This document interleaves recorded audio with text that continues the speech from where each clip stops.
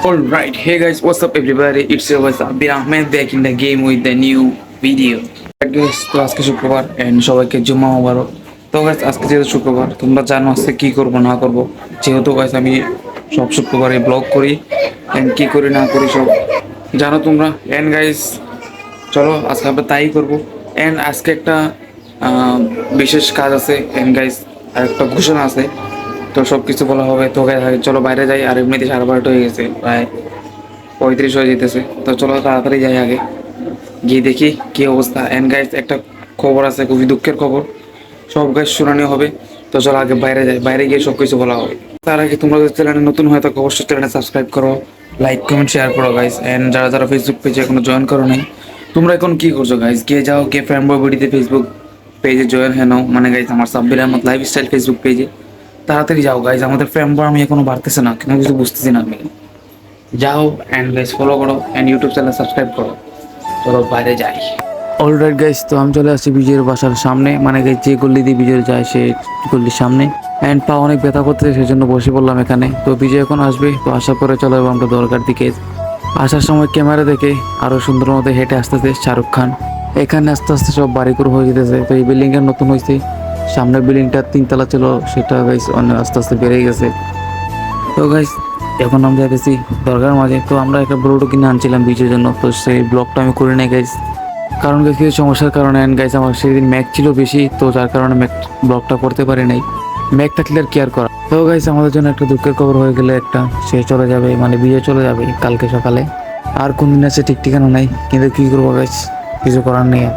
তো তাদের বাড়িতে মহরম মাসে তাদের অনেক কাজ, তাদের অনেক কিছু করা লাগে সেখানে গাইস। তো যদিও আমরা এখানে কেউ কিছু যাই না, কেউ কিছু করি না, অ্যান্ড সেখানে গিয়ে সে অনেক মজা করবে। অ্যান্ড অনেকদিন পরে বাড়িতে যেতেছে গাইস। তো তোমরা দেখছো আগের বার বাড়িতে গেছিলাম তাদের, এইবার আর যাওয়া হবে না, কারণ এইবার আমার কিছু ক্লাস আছে অ্যান্ড আর অনেক কাজ আছে, যার কারণে আর যাওয়া হইতেছে না।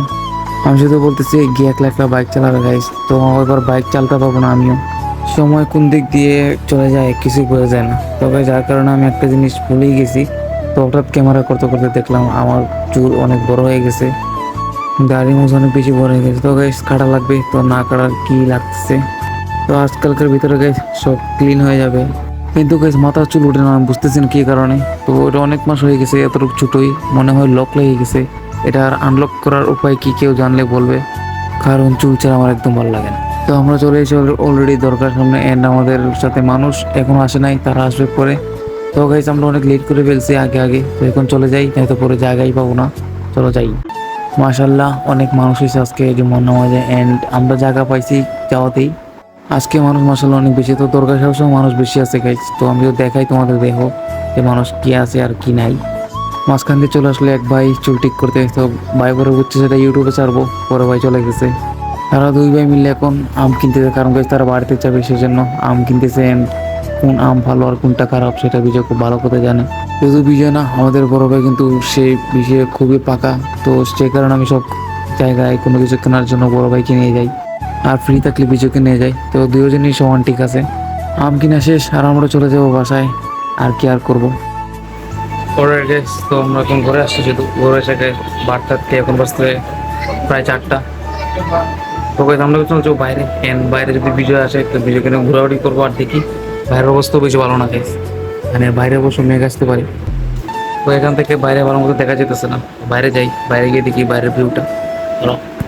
বাইরে আসতে দিয়ে গাইস বাইরে পুরো মেঘলা অবস্থা, তো কোনো কাজে যাওয়াই যাবে না এই মেঘলা অবস্থার জন্য। জানি না মেঘ আসবে কিনা, মেঘ আসবে তো শিওর, তো আমরা একটু অপেক্ষা করে দেখে আসে কিনা।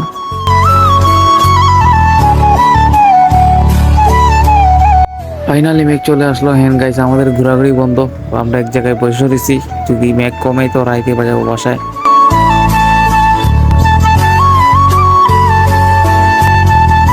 তো আমি একটু আসছিলাম মেরু ময়দান পয়েন্টে, এখন একটু দাঁড়াইছিলাম।